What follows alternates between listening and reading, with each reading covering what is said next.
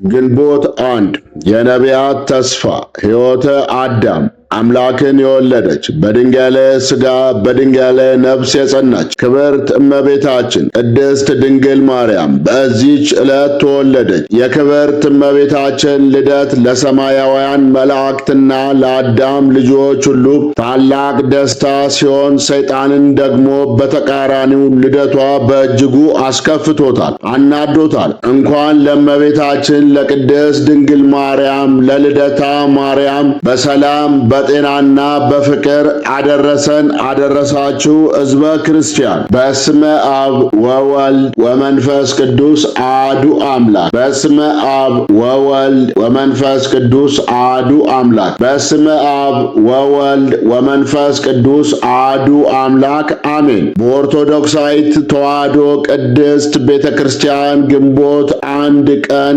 የእመቤታችን የቅድስት ድንግል ማርያም ልደት በታላቅ ድምቀት የሚከበርበት ዕለት ነው። ይህ ዕለት ቅዱስ ኤፍሬም በውዳሴ ማርያም የመመኪያችን ዘውድ የንጽሕናችንም መሠረት ያላት ወላዲተ አምላክ ድንግል ማርያም የተወለደችበት ነው። ነቢየ እግዚአብሔር ኢሳይያስ ድንግል ትጸንሳለች ወንድ ልጅም ትወልዳለች ብሎ በትንቢት መጽሐፉ በኢሳይያስ ምዕራፍ 7 ቁጥር 14 ላይ ትንቢት የተናገረላት ያቺ ድንግል በዚህች ዕለት ተወለደች። ይቺ ቀን ልበ አምላክ ክቡር ዳዊት በመዝሙሩ የወርቅ ልብስ ተጎናጽፋ ንግሥቲቷ በቀኝ ትቆማለች ብሎ የተናገረላት ንግሥት የተገኘችባት ዕለት ናት። ቅዱስ ዮሐንስ በራእዩ ፀሐይን የተጎናጸፈች ጨረቃን የተጫማች 12 የከዋክብት አክሊል በራሷ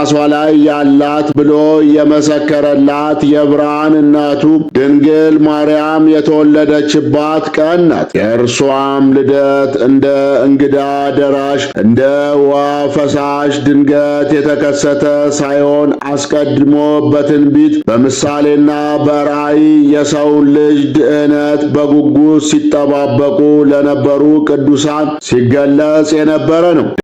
የድንግል ማርያም ልደት በነቢያት አንደበት መሠረቶቿ በተቀደሱ ተራሮቿ ናቸው። እግዚአብሔር የዝማሬና የትንቢት ጸጋን ያበዛለት ክቡር ዳዊት ስለ እመቤታችን ቅድስት ድንግል ማርያም ስርወ ልደት አስቀድሞ በመንፈስ ቅዱስ መነጽርነት ተገልጾለት መሠረቶቿ በተቀደሱ ተራሮች ናቸው በማለት ትንቢት ተናግሯል። የተቀደሱ ተራሮች የእመቤታችን ስርወ ልደት ከቤተ መንግሥትና ከቤተ ክህነት ከሆኑት ከተቀደሱት ከኢያቄምና ከሐና የመሆኑን ነገር ሲያመለክት ነው። ይህንን ትንቢትና እውነተኛውን የእመቤታችንን የትውልድ አገር አስማምታ ቅድስት ቤተ ክርስቲያን እመቤታችን ማርያም ትውልዷ በአባቷ በኩል ከንጉሥ ዳዊት ወገን ነው፣ በእናቷም በኩል ካህኑ ከአሮን ወገን ነው። የአባቷ ስም ኢያቄም የእናቷም ስም ሐና ነው ብላ ታስተምራለች። ጽጌ እምኔያ ከሴስር በትር ትወጣለች፣ አበባም ከእርሷ ይወጣል። ሩካበይት ነቢያት ወገን የሆነው ነቢዩ ኢሳይያስም ጥበብንና ዕውቀትን በሚገልጽ ስለሚመጣውም ነገር ትንቢትን በሚያናግር በመንፈስ ቅዱስ ተመርቶ የእመቤታችን የቅድስት ድንግል ማርያም ልደት ከነገደ እሴይ እንደሚሆንና እርሷም ጽጌ ወይም አበባ የተባለ አካላዊ ቃል ክርስቶስን በቱም ድንግልና እንደምትወልድ ተገልጾለት ከእሴይ ስር በትር ትወጣለች፣ አበባም ከእርሷ ይወጣል በማለት ታላቅ ትንቢትን ተናግሮ ነበር። ይህቺ በትርም ከእሴይ ዘር የተገኘችው በዚች ዕለት ነውና ልደቷን በታላቅ ድምቀት እናከብራለን።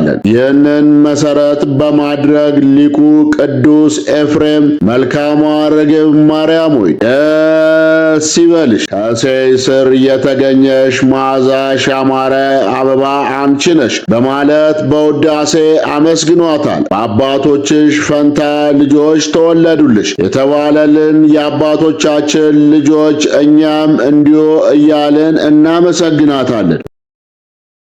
ሙሽራዬ ሆይ ከሊባኖስ ከኔ ጋር ነይ በማለት እናመሰግናታለን። በኦርቶዶክሳዊት ተዋሕዶ ቤተክርስቲያን መጻሕፍት መሠረት የእመቤታችን የትውልድ ስፍራ ሊባኖስ የተባለው ተራራማ ሀገር ነው። በሊባኖስ ስለመሆኑ አስቀድሞ ጠቢቡ ሰለሞን ሙሽራዬ ሆይ ከሊባኖስ ከኔ ጋር ነይ፣ ከአማና ራስ፣ ከሳኔር፣ ከኤርሞን ራስ፣ ከአንበሶች መኖሪያ፣ ከነብሮችም ተራራ ተመልከች በማለት ተናግሮ ነበር። የዚህ ትንቢት ምስጢርም የእመቤታችን መካነ ልደት የሊባኖስ ተራራ ስለመሆኑ የሚያጠይቅ እንደሆነ ምስክርነታቸው የታመነ የቤተ ክርስቲያን ሊቃውንት ያስረዳሉ። ትንቢቱም ሲፈጸም ቅድስት ድንግል ማርያም ግንቦት 1 ቀን በ15 ዓመተ ዓለም ቅድመ ልደተ ክርስቶስ በሊባኖስ ተራራ ትወልዳለች። ኢትዮጵያዊው ቄርሎስ የተባለው የነገረ ማርያም ሊቅ አባ ጊዮርጊስ ዘጋስጫ እመቤታችን በሊባኖስ እንደምትወለድ አስቀድሞ ሰለሞን የተናገረው ቃልም መፈጸሙን ሲገልጽ የአናብስት ልጅ አልኩሽ። ሰለሞን እንዲህ ሲል እንደተናገረ ሙሽራይቱ ሆይ ከሊባኖስ ተራራ ነይ፣ ከአንበሶች ጉድጓድ ወጥተሽ ነይ፣ ከምርጥ ነገድነት የተነሳ ከሚመካ ወገን የመወለድሽ ዜና እጅግ ግሩም ነው በማለት አመስጥሮታል። እመቤታችንም በሊባኖስ ተራራ እንድትወለድ ምክንያት የሆነው በማፀን ሳለች የአርሳባን ልጅ ዓይን በማብራቷና ሳሚናስ የሚባለውን የጦሊቅን ልጅ ከሞት በማስነሳቷ አይሁድ በቅናት ተነሳስተውባቸው ስለነበር ሐናና ኢያቄም ወደ ሊባኖስ ተራራ እንደሄዱ ታላቁ መልአክ ቅዱስ ገብርኤል ለኢያቄም ተገልጾ ስለነገራቸው እንደሆነ የቤተ ክርስቲያን መጻሕፍት ያስረዳሉ። የድንግል ማርያም ልደት በራእይና በምሳሌ ከትንቢቱ በተጨማሪም የእመቤታችን የቅድስት ድንግል ማርያም ልደት በራእይና በምሳሌ አስቀድሞ የተገለጸ ነበር። ከእነዚህም መካከል ከእርሷ 7 ትውልድ አስቀድሞ ለነበሩት ደጋግ ሰዎች እንዲሁም ለእናትና ለአባቷ የተገለጹት ምሳሌዎች በቅዱሳት መጻሕፍት በሰፊው ሰፍረው ይገኛሉ። ሰባተኛይቱ እንቦሳ ጨረቃን ስትወልድ፣ ጨረቃዋ ደግሞ ፀሐይን ስትወልድ አየው። በቅድስና የሚኖሩ ነገር ግን መካን የነበሩት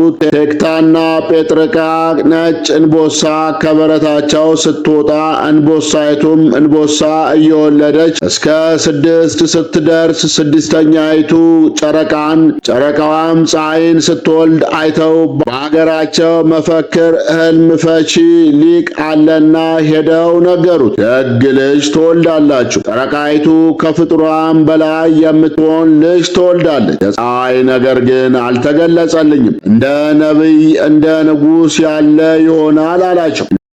እነርሱም ጊዜ ይተርጉመው ብለው ሄዱ። ከዚህ በኋላ ልጅ ወለዱ። ስሟንም የተሳልኩትን አገኘው የተመኘውትን አገኘው ሲሉ ሄሜን አሏት። ሄሜንም ዴርዴን፣ ዴርዴ ቶናን፣ ቶና ሲካርን፣ ሲካር ሄርሜላን፣ ሄርሜላ ሐናን ወለደች። ሐና ለአካለ መጠን ስትደርስ ከቤተ ይሁዳ ለተወለደ ኢያቄም ለሚባል ደግ ሰው አጋቧት። ከኢያቄምና ከሐና በጨረቃ የተመሰለች ድንግል ማርያም ተወለደች። ጻዳ ርግብ 7ቱ ሰማያትን ሰንጥቃ መጥታ በማፀኔ ስታድር አየው። ለቅድስት ሐና እንደተናገረች ኢያቄምና ሐና መካን ስለነበሩ እግዚአብሔር ልጅ ይሰጣቸው ዘንድ ጸልየው ሲሰጣቸው መልሰው ለእርሱ እንደሚሰጡ ስዕለትን ተስለው ነበር። ጸሎታቸውም ሲደርስ ለሐና በሕልም ተገልጾ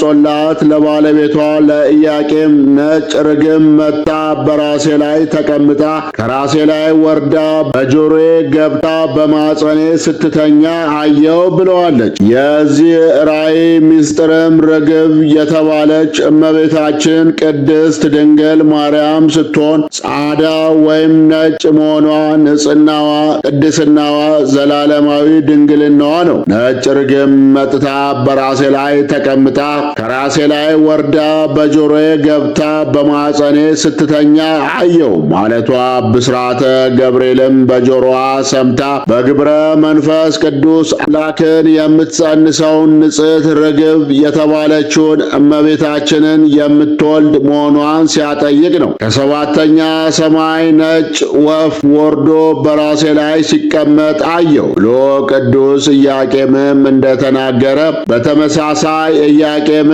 በሕልሙ ያየውን ለባለቤቱ ለሐና ሰባቱ ሰማያት እንደ መጋረጃ ተገልጠው ከላይኛው ሰማይ ነጭ ወፍ ወርዶ በራሴ ላይ ሲቀመጥ አየው ብሎ በሕልሙ የተገለጸለትን ነግሮታል። የዚህም ራእይ ምስጢር ወፍ የተባለው አካላዊ ቃል ኢየሱስ ክርስቶስ ሲሆን ነጭነቱ ንጹሕ ባሕሪው ነው። ኢያቄም ከላይ ወርዶ በራሴ ላይ ሲቀመጥ አየው ማለቱ የኢያቄምን ባሕሪ እንደሚያደርግ የሚያጠይቅ ሲሆን ሰባቱ ሰማያት የተባሉ የጌታችን ልዩ ባሕሪው ምልአቱ፣ ስፍዓቱ፣ ርቀቱ፣ ልዕልናው፣ ትበዩና መንግሥቱ ናቸው። የድንግል ማርያም ልደት በአዲስ ኪዳን ሊቃውንት ሲነገር የአዲስ ኪዳን ሊቃውንትም ትንቢተ ነቢያትንና ወንጌልን በማጣጣም የእመቤታችን የቅድስት ድንግል ማርያምን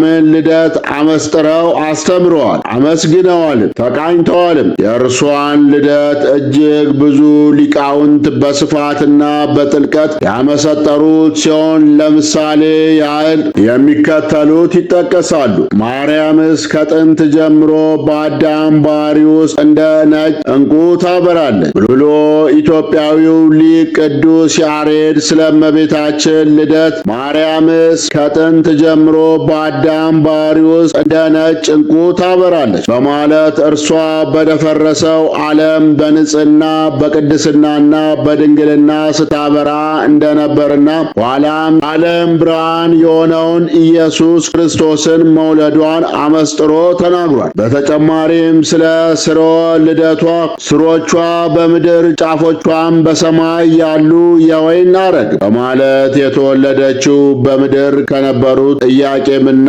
ሐና መሆኑን የወለደችው ግን ሰማያዊውን ንጉሥ እንደሆነ በማመስጠር ዘምሯል። በዚህም ሰውና እግዚአብሔርን ያገናኘች መሰላል መሆኗን ገልጾ አስተምሯል። ድንግል ሆይ በኃጢአት ፍቱት የተጸነስሽ አይደለም፣ በሕግ በሆነ ሩካቤ ከሐናና ከኢያቄም ተወልደሻል እንጂ ብሎ የብንሳው ሊቅ አባ ሕርያቆስም በቅዳሴ ማርያም ድንግል ሆይ በኃጢአት ፍትወት የተጸነስሽ አይደለም፣ በሕግ በሆነ ሩካቤ ከሐናና ከኢያቄም ተወለድሽ እንጂ በማለት የድንግል ማርያም ጽንሰትና ልደት እንዴት እንደነበር በድርሰቱ አስፍሮታል። ትውልድ ሁሉ ብፅዕት የሚላት የሁላችን እናት ድንግል ማርያም በሕግ በሆነ ሩካቤ ከሐናና ከኢያቄም ነሐሴ 7 ቀን ተጸንሳ ከ9 ወር ከ5 ቀን በኋላ ግንቦት 1 ቀን ትወልዳለች። እርሷም ስትጸነስ ጀምሮ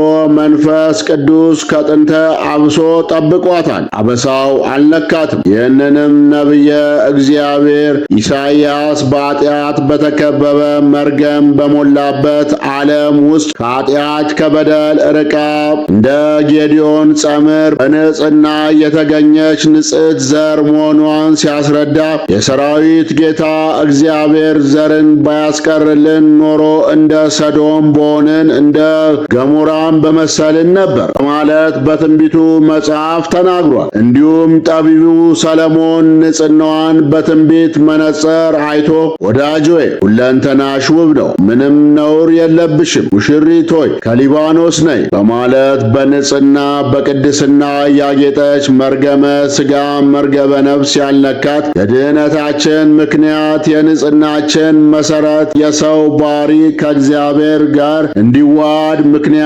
የሆነች ንጽሕት የሰርግ ቤት ድንግል ማርያም በሊባኖስ የመወለዷን ነገር አስቀድሞ ነግሮናል።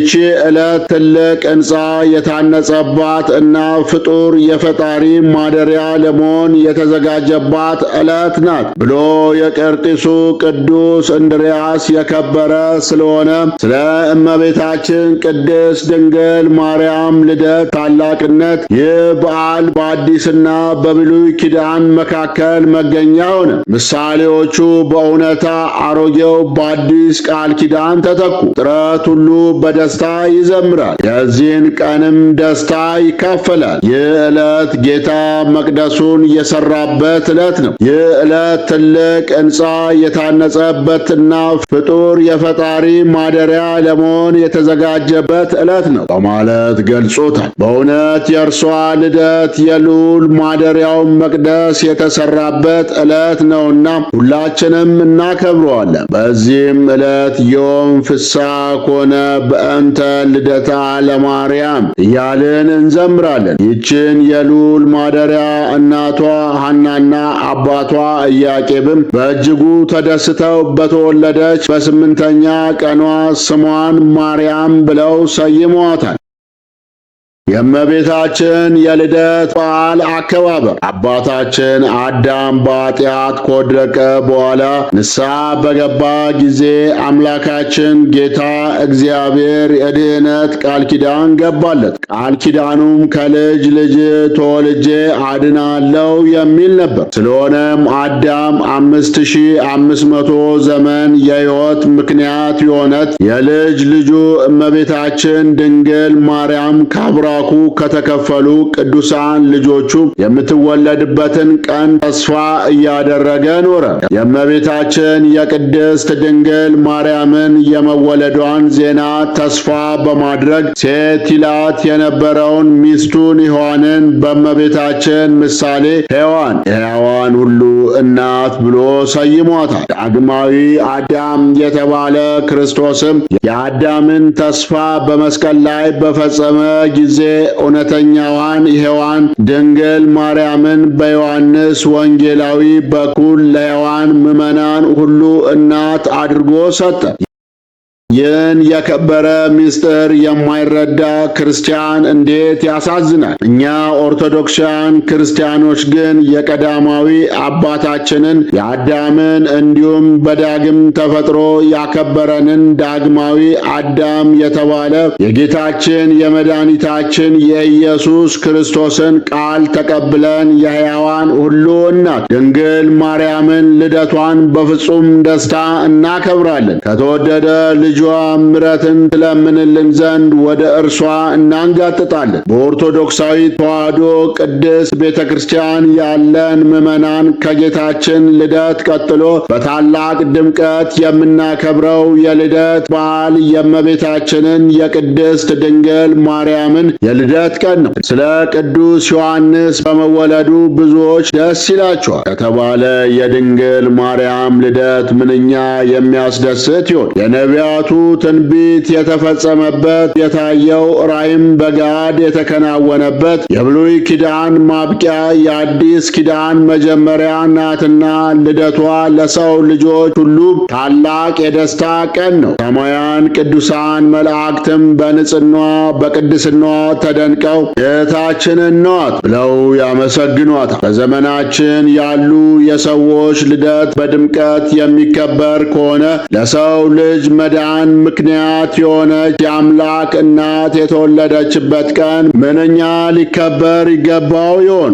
ቅድስት ቤተ ክርስቲያን የቅድስት ድንግል ማርያምን ልደት በታላቅ ድምቀት የምታከብረው ከዚህ ታላቅ በዓል በረከት ረድኤትን እንድናገኝበት ነው። የሕይወት ክርስቶስ እናት ዛሬ ትወልዳለችና። በኦርቶዶክሳዊ ተዋሕዶ ቤተ ክርስቲያን ትውፊት መሠረት ሐና እና ኢያቄም ከአይሁድ ለማምለጥ ተሰደው በአድባረ ሊባኖስ ስር እመቤታችንን ወለዱ። በወቅቱ ከቤት የወጡት ለሽሽት ነበርና ስንቅ ስላልያዙ ምግባቸው ንፍሮና ጥራጥሬ ነበር። ይህንን ትውፊት በመያዝ በዓሉ ከቤት ውጭ ንፍሮ እየተበላ ይከበራል። ነገር ግን በበጎ ነገሮች ሰበብ ክፉ ዓላማውን ማስፈጸም የሚፈልገው ዲያብሎስ በማር መካከል መርዝን ከሚረጭባቸው መንፈሳዊ በዓላት በዓላት አንዱ የግንቦት ልደታ ወይም የእመቤታችን የቅድስት ድንግል ማርያም የልደት በዓል ነው። በዚህ ዕለት አንዳንዶች ባለማወቅ፣ ሌሎች ደግሞ